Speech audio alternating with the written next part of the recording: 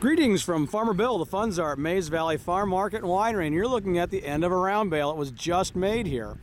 This is made from a mix of rye straw we had in the back and a little bit of grass. I'm just going to use these for bedding next fall, and probably also maybe a platform for kids to play on in the fall. We make a great big bale crawl over there, and so we wrapped them a little bit extra.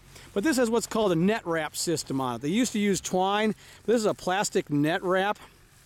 And you can see it's almost completely flat, a very hard, nice surface. And what that allows you to do is to store this bale outside. It will shed water just like a roof. You'll get a little bit of spoilage here in the first half inch or so, depending how you stack them or where you put them and how much rainfall you get on them.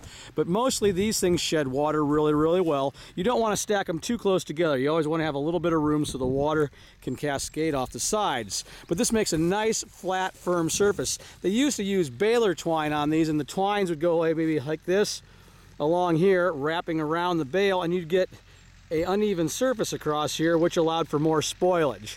So they went to this net wrapping system. Oh, this is about 10-15 years old now, and this allows for a nice, smooth, really firm, crisp, solid bale. It just makes a better bale than the old twine systems did. It just works better. So that's a couple of different ways you can tie it. This would be the equivalent of baler twine.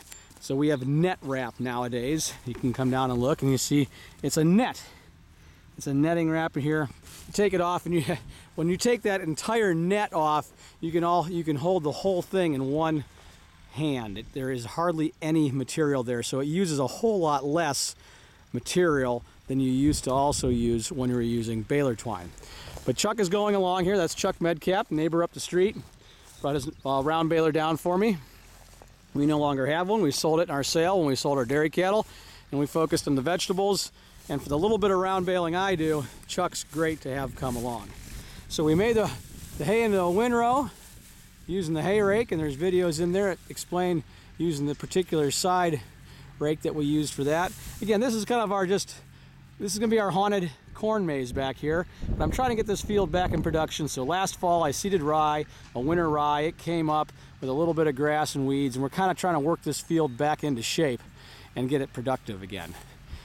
This fall we'll plant corn and possibly some sorghum in here to create a mix for our haunted corn maze for families to come out and enjoy agritourism things, picking pumpkins, wagon rides, corn mazes. And we're bringing back the haunted corn maze by popular demand. We did it a couple years ago.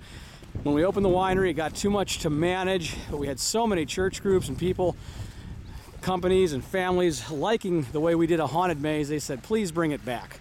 We do a real scary maze, not a gross and gory maze. It's outdoors, it's fun.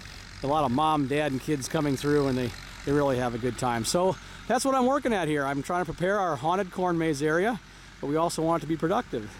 Once again, this is Farmer Bill. The funds are Mays Valley Market and Winery saying thank you for stopping by.